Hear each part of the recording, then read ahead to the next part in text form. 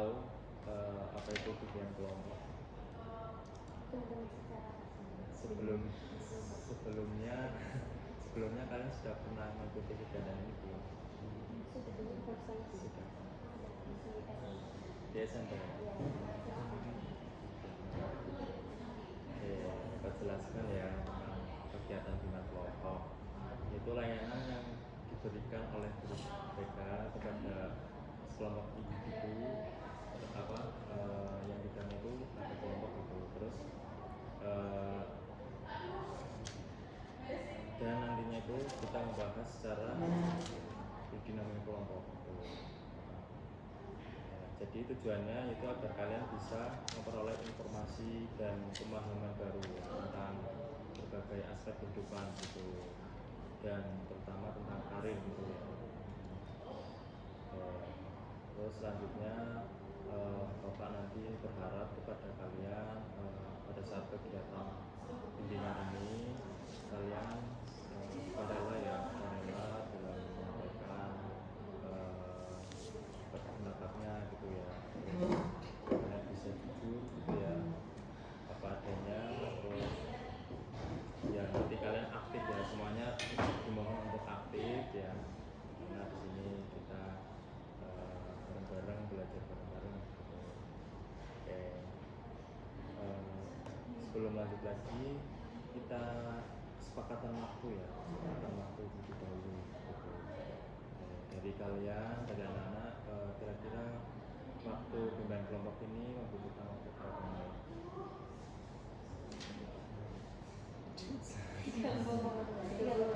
Menit, bisa disepakati ya. Oke, terima kasih.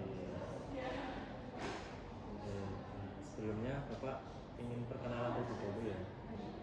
Oke. Nanti kalian bisa menyebutkan nama dan hobi kalian masing-masing. Nanti saat kalian menyebutkan hobi bisa disertai dengan gerakan kalian. Misal hobinya badminton atau membaca. Kalau membaca kan ini ya, gitu, kayak diperagakan. Bisa dipahami ya. Perkenalan dari Bapak dulu. Perkenalkan, nama saya Dimas Bisawan. Hobi saya bulu tangkis ya, bulu tangkis. Selanjutnya saya Nirmala Putrianani, biasa dipanggil Nirmala. Hobi saya kalau udah mendengarkan musik baca buku. Oke, terima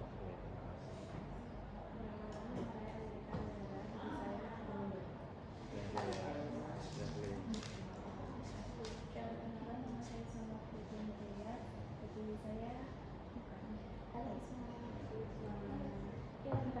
Saya suka mendalam. Ini hobi saya kayak presensial,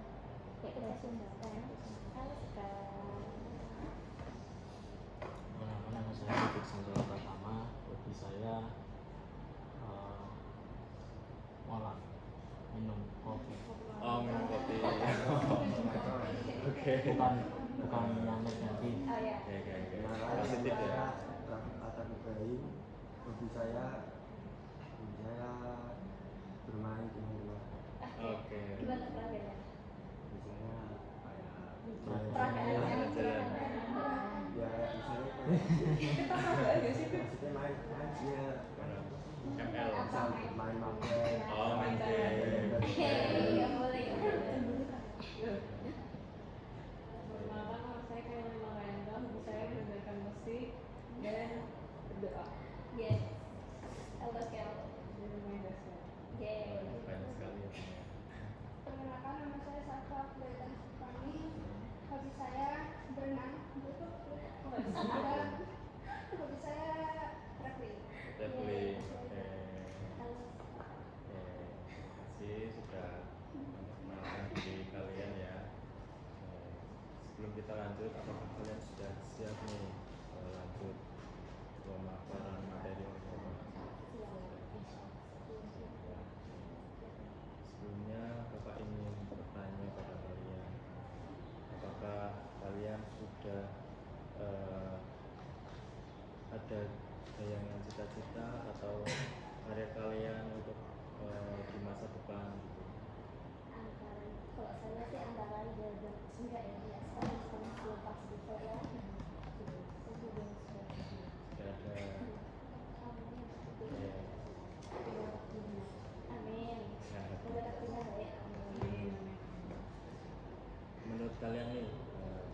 saja yang perlu kalian siapkan untuk mencapai cita-cita tersebut, cita-cita impian kalian. Motivasi. Motivasi. Iya. Gadget. Belajar.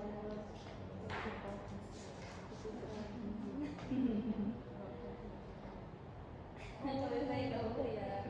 Potongan kok aku ya. Masya Allah. Siapa lagi ya? Terus apa lagi? Relasi. Relasi dan koneksi. Relasi sangat itu ya, penting. Nggak harus organ, ini relasi. Jadi di sini Bapak ingin menyampaikan materi tentang karir gitu ya. Jadi materinya yaitu tentang sikap optimis dan realistis dalam perencanaan karir gitu. Jadi Bapak sedikit menjelaskan ya tentang perencanaan karir ya. Perencanaan karir adalah proses mempersiapkan diri untuk menentukan dan mencapai tujuan pekerjaan atau profesi di masa depan. Oke, perencanaan karir membentuk seseorang memahami potensi diri, minat bakat, serta berbagai peluang yang tersedia sehingga dapat menentukan pilihan karir yang tepat. Oke. Selanjutnya tentang sikap optimis gitu ya. Sikap optimis itu keyakinan bahwa seorang mampu mencapai tujuan yang diinginkan melalui usaha dan kerja keras.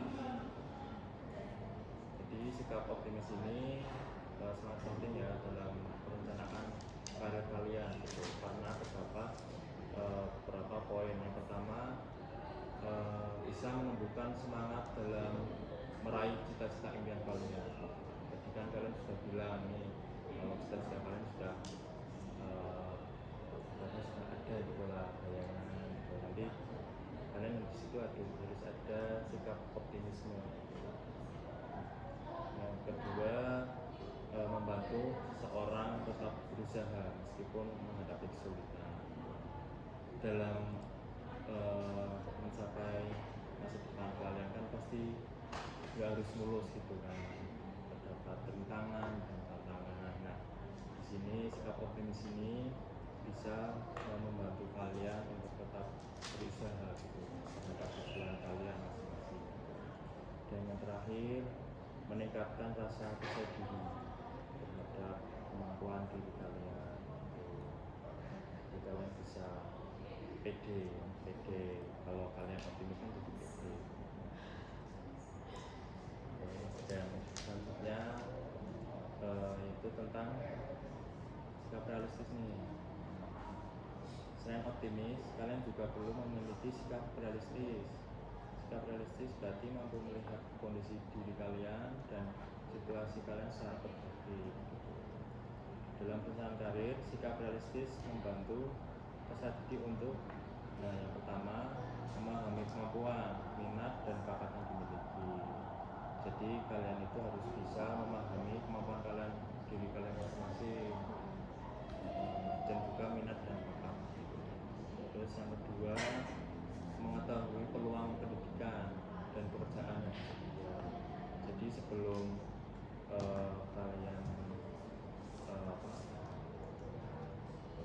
memahami kemampuan, jadi kalian harus bisa mengetahui ini peluang-peluangnya, peluang pendidikannya, dan peluang pekerjaan yang tersedia, apakah itu cocok dengan kemampuan kalian, minat kalian, dan bakat kalian.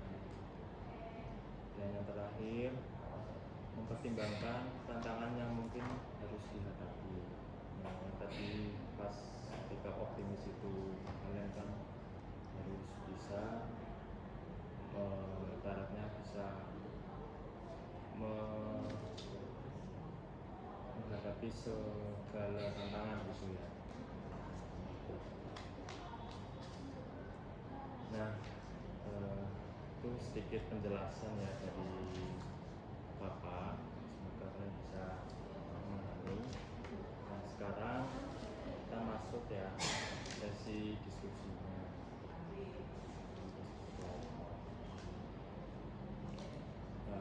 Jadi dapat jelaskan teknik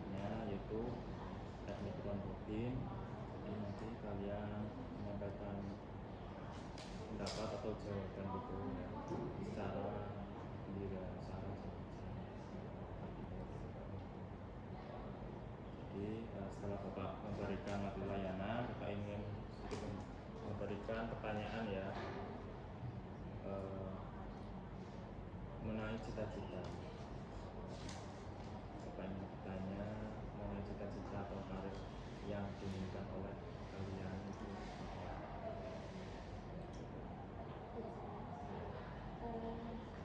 Jadi kalau misalnya secara idealis saya itu punya mimpi untuk ambil FEB Fakultas Ekonomi dan Bisnis dengan orientasi saya antara mau ambil ilmu ekonomi atau akuntansi.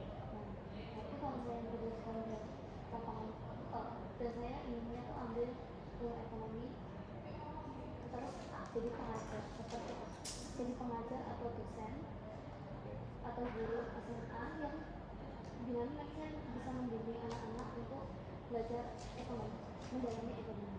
Namun secara realistisnya saya lihat untuk di ekonomi yang sekarang menjadi tenaga pendidikan itu bukanlah hal yang bisa dilakukan oleh anak-anak, apalagi di ekonomi ini yang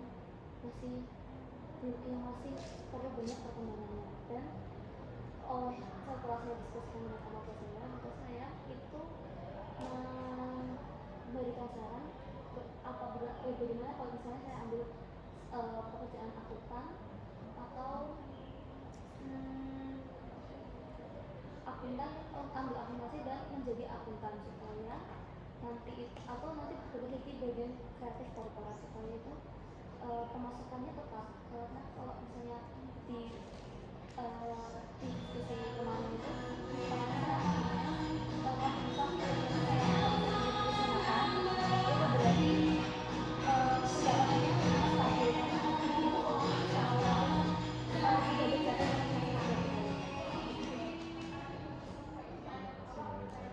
Saatnya jam istirahat kedua.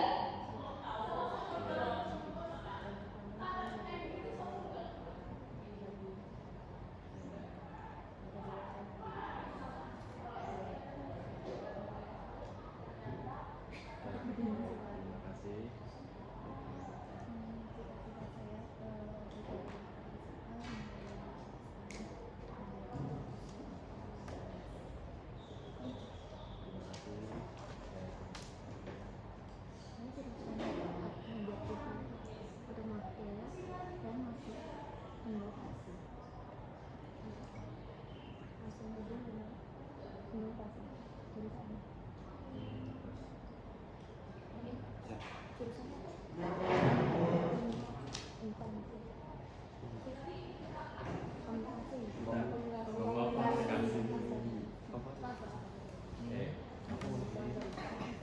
Kalau saya rencana sih dari saya sendiri sudah rencanakan mau masuk kelas PJKR ya, tapi dari orang tua suruhnya nyari yang langsung bisa kerja gitu aja sih. Mereka bilang gitu ya. Oke, terima kasih. Kalau saya kualitas saya ini jadi DPR dengan kematian banyak Kenapa? ya penilaian. Oke, terima kasih. Kalau secara profesi saya maunya jadi jaksa. Terus sebenarnya cita-cita saya yang pertama tuh panjang sih, saya pengen jadi menteri. Nggak apa-apa. Terus tapi kalau secara realistis saya pengen nggak cita-cita saya itu keren. Terus kalau ya pokoknya saya pengennya beli boneka lah. Terus kalau dari mama tuh mau pengennya jadi apa sih, forensik. Oh iya. Terus itu yang disusun. Iya, karena aku mau jadi dokter. Makanya kabur dari sudah lama. Tidak perlu.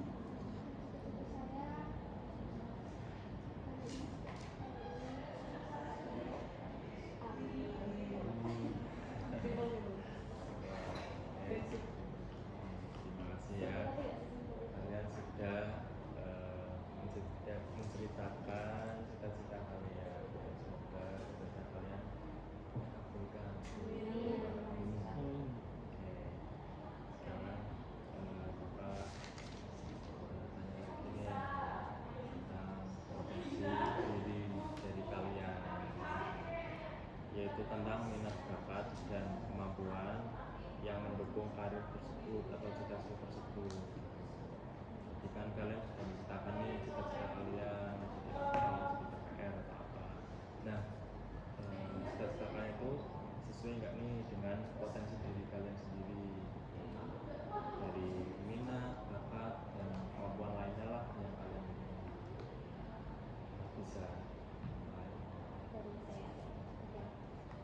menurut saya kemampuan atau potensi saya yang saya rasa bisa menyokong saya di mimpi yang saya inginkan itu karena sejak kecil saya itu oleh di arahan orang tua saya itu punya kemampuan cepat menghitung meskipun belum langsung jadi ada beberapa seringkali saya terjegal dalam menghitung dalam soal perhitungan meskipun saya mengerjakan cepat jawaban saya belum tentu bisa langsung benar meskipun mendekati lah dengan jawabannya.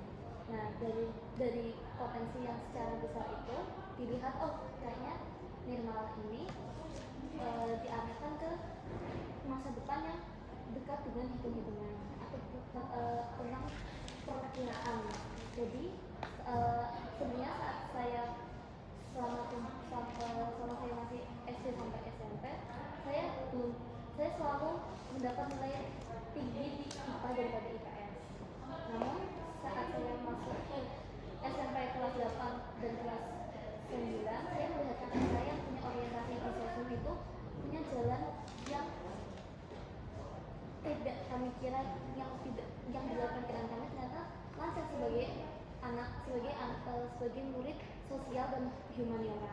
Kemudian dari situ orang tua saya mengarahkan saudara-saudara saya itu dan saya juga untuk mengambil sosio humaniora, tapi tanpa melepas potensi saya dalam berhitung. Oleh sebab itu orang tua saya memberikan saran, kalau misalnya mau masih pegang hitung-hitungan, Nirmala tetap Nirmala mending ambil ekonomi saja supaya nanti kalau misalnya supaya karena basicnya sudah ada dan saya bisa melihat melakukan banyak analisis terkait dengan perhitungan tersebut.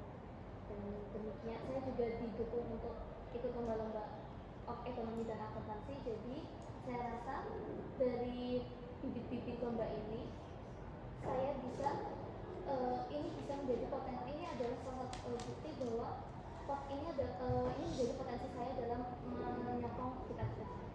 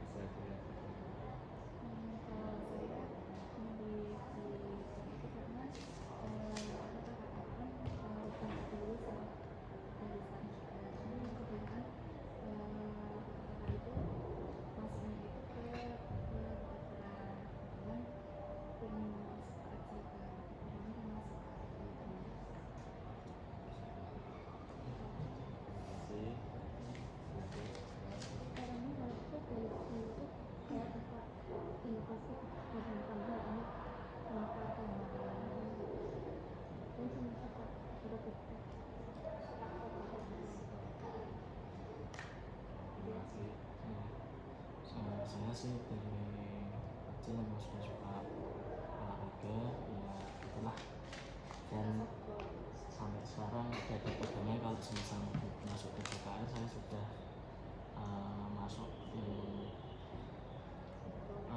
masih seleksi samping kota softball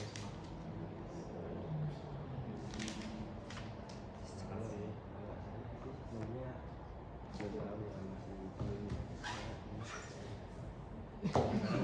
Gimana? Ini PPR terus kita ditanya potensi. belum tahu tapi kita tertarik. Semoga nanti habis kita ini bisa tahu dan juga terima kasih. Jadi waktu saya menjadi jaksa itu karena ini ya orang tua saya kan berada pada yang namanya psikotes. Jadi saya kan udah 3 atau 2 kali ini psikotes, hasilnya tuh selalu di sosmed. Jadi saya kayak emang terarahnya itu ke hukum. Terus emang saya tuh dari kecil saya tuh selalu bisa mengajar Cina. Kayak dari situ tuh saya tuh kayak merasa kayak kalau kita berpengetahuan luas terutama dalam hal politik itu apa ya, kita tuh menguatkan diri kita sendiri gitu, karena kita paham kan. Dan dari situ terus potensi apa dari saya yang bisa mendukung cita-cita saya tersebut adalah saya tuh mudah banget untuk menghafal dan saya bukan tipe orang yang sok memori. Dan saya kata mama itu tuh logik, jadi apa ya, saya tuh lebih mengutamakan logika dari perasaan karena saya ini karena saya ini nggak mau Kalau saya justru berpotensi karena saya suka dengan pelajaran yang saya ambil. Dan saya pengennya fisik. Saya tertarik karena saya suka dengan politik dan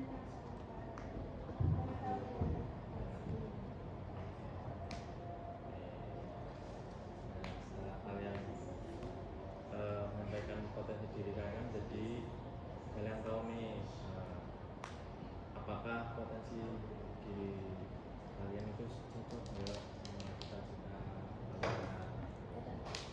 Oh, iya. Potensi diri kalian cocok.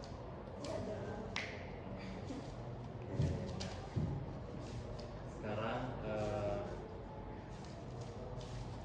tentang hambatan gitu ya. Ketika kamu bilang kalian cita-cita dan depan itu juga harus banyak tantangan dan rintangannya gitu. Nah, sekarang kalian bisa menyampaikan hambatan atau tantangan kalian dalam mencapai hal tersebut.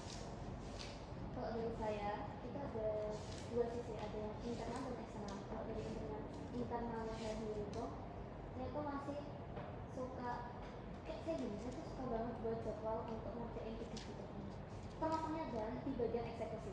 Saya tuh ketika misalnya sudah duduk di atas meja, saya tuh butuh waktu sekitar 15 sampai 30 menit untuk ngabisin waktu pegang HP, scrolling, dan ketika saya lepas HP saya baru sadar, oh ini udah 1 jam saya pegang HP atau lebih dari 1 jam.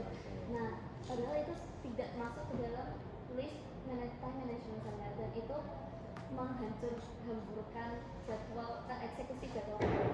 Itu adalah masalah internal saya dari diri saya sendiri. Kalau dari eksternal, kemungkinan terbesar yang paling utama adalah finansial, karena meskipun orang tua saya sudah bilang kamu ambil aja, silahkan dek, sama kamu mau ambil itu, mau papa harus doain nanti mau papa kesehatan. Nah, tapi nggak bisa menutup mata bahwa memang keluarga saya itu bukan keluarga yang kaya banget untuk menyekolahkan 3 anak secara bersamaan. Dan ada kakak saya yang masih, nanti misalnya saya sudah kuliah itu berarti kakak saya sudah semester 5, kemudian dan ada kembaran saya juga, jadi anak saya nanti mungkin kayak 3 anak untuk PTN, jadi ya itu hambatannya masa depan aku. Dan masih ada waktu untuk menabung.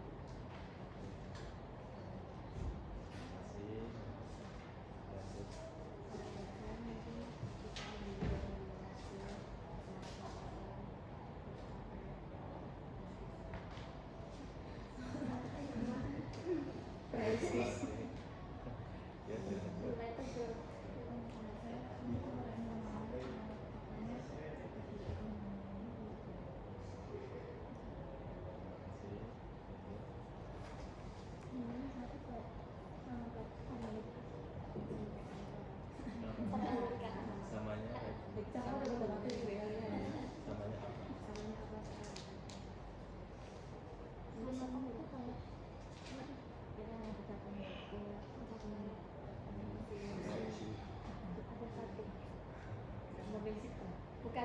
Kalau dari saya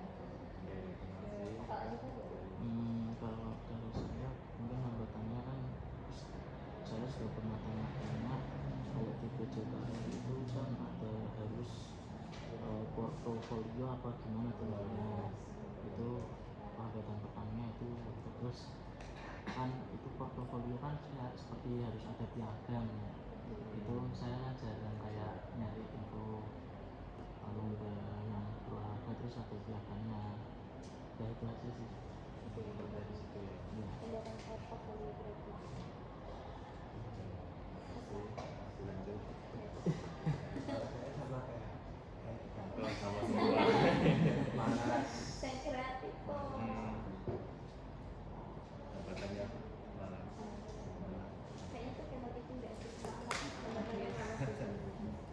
Masih lanjut. Kalau saya tuh kayak normal ada internal sama eksternalnya. Nah kalau yang internal tuh kayak Amerika, saya malah kadang tuh malas belajar karena saya merasa saya tuh bisa, tapi ternyata enggak. Jadi saya terlalu percaya diri ya menjaga. Terus yang kedua tuh saya tuh kadang malas berdoa. Menurut saya tuh keberuntungan hidup saya tuh berasal dari doa. Dan itu saya duduk bersama saya pak. Saya tuh ini kayak tuh di kalau itu saya tuh dulu tuh pokoknya hidup saya tuh 12 lah pak, beli apa boleh pak, selalu kayak misalnya nih, saya lagi butuh uang, saya tuh bisa loh pak nanti pulang sekolah tuh nemu 100 ribu di jalan.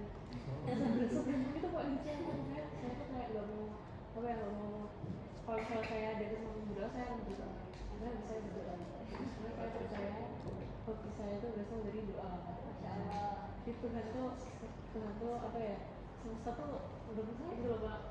Nah terus kalau yang dari eksternal tuh kejadian-kejadian waktu sama kejadian umur sama mama sih. Sekarang tuh mama saya dia udah umur 55 ya, terus saya udah gede-gede. Saya kan anak terakhir ya pak, jadi kayak saya harus apa ya, mama saya tuh udah saya tuh harus bisa lebih dari mama saya. Sedangkan saya tuh anak saya udah gede, saya masih muda tapi dia bisa masuk ke rumah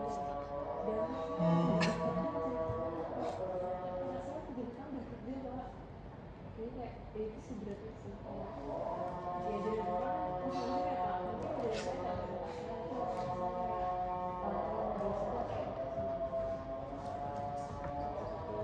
Terkait dengan beratnya.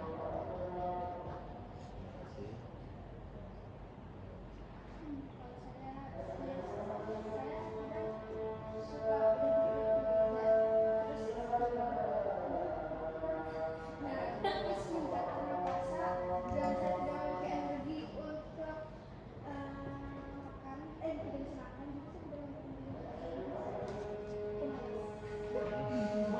Karena itu deh, Sama ya.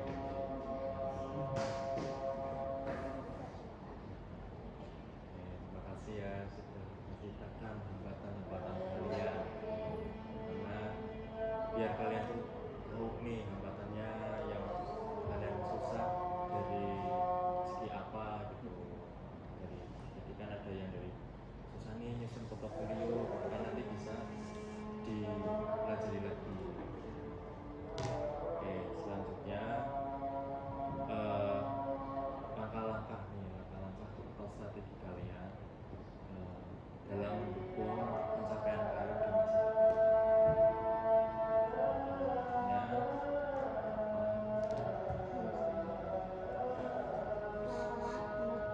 distraksi saya adalah adalah gadget, gawai saya, laptop saya membatasi penggunaan gawai apalagi ponsel.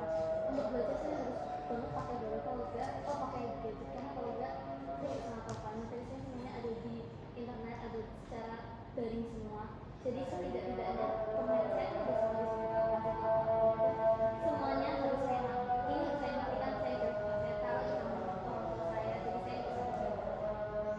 Dan untuk laptop saya lockout-lockout-in semua aplikasi atau web yang hubungannya sama media sosial, TikTok, X, Tumblr, atau apapun itu saya lockout. Cuma aktif WA, Telegram, dan web-web lain yang memang untuk keseluruhan.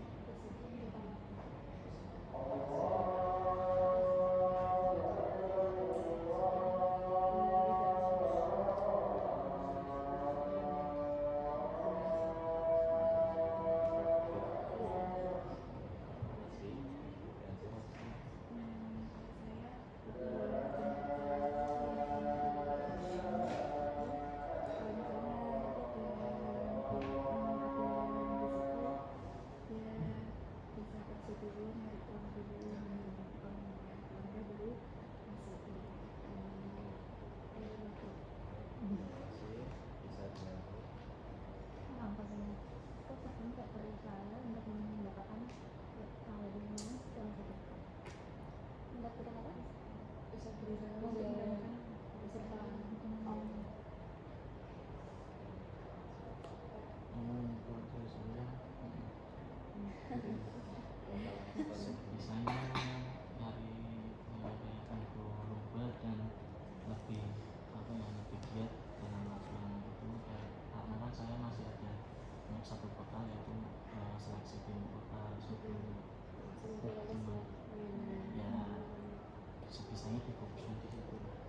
bisa umurnya berkembang dan apa namanya jadi ya buat foto ini bisa Amin ya Allah. ya. Ikut depan. Saya ikut depan. Kalau saya dari itu sangat banyak. Soalnya kalau dari orang tua sejujurnya itu kalau terjadi hal ini insya Allah banyak. Kalau dari saya sebisa mungkin berdoa setiap saya sempat. Itu yang pertama. Terus yang kedua ya mulai mandiri secara finansial sekarang. Terus kalau untuk masalah malas tuh saya tuh kalau pertama weekend saya tuh ada apa ya kayak tugas diri saya sendiri tuh selama weekend tuh saya tuh nggak boleh main-main kecuali untuk olahraga. Jadi saya benar-benar off sosmed lah. Mungkin saya meminimalisir untuk off sosmed. Jadi di 2 hari itu saya fokuskan untuk olahraga, berdoa dan belajar. Jadi kayak me time-nya loh Kak. Dan itu efektif sih. Wow, aku coba.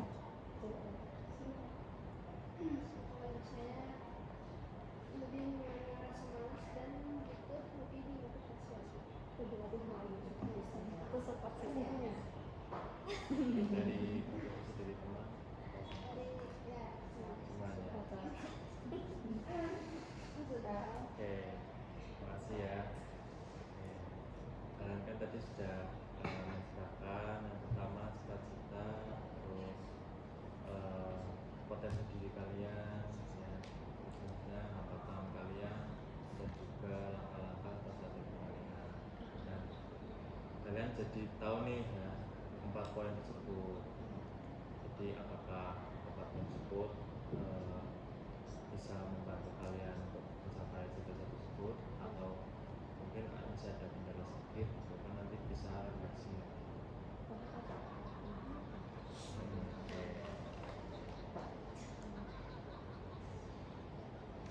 Oke, terima kasih ya. Akhirnya kita sudah di ujung kegiatan.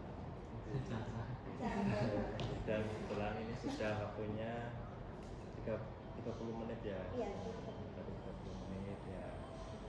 Jadi salah satu dari kalian bisa menyampaikan pesan dan kesan setelah kalian bisa mengikuti kegiatan mereka. Kayaknya calon DPR 1 ini udah siap nih. Silakan. Silakan. harus menyuarakan suara rakyat. Iya. Kita kan rakyat terus. Saya DPR diberi Kesannya kekuasaan. kesannya apa? Kesannya apa? Saya sangat baik untuk kegiatan ini bermanfaat bagi kita. Terus saya selalu mengejar cita-cita ini sampai tercapai. Amin. Oke, tepuk tangan dong. Oke, nah, selanjutnya perasaan kalian nih, perasaan kalian setelah mengikuti kegiatan Bina Kelompok ini gimana nih? Ya, saya lega.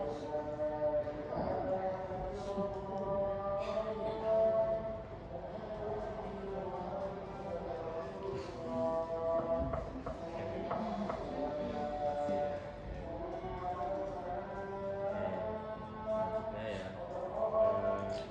di sini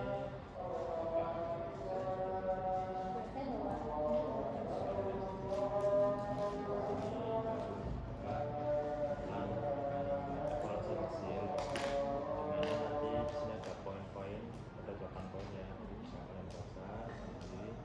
Nantinya menyangkut hasil yang kelompok ini bisa di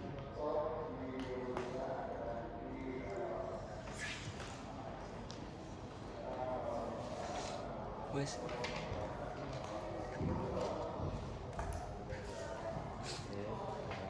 sambil kalian mengisi, nanti mengisinya bisa diisi setelah kegiatan aja ya. Oke, terima kasih ya kalian sudah bisa aktif dalam menyampaikan pendapat kalian gitu ya. Terima kasih. Karena kita sudah selesai kegiatan ini kelompok. Bapak cukupkan di sini. Akhir kata, wassalamualaikum warahmatullahi wabarakatuh. Waalaikumsalam warahmatullahi wabarakatuh.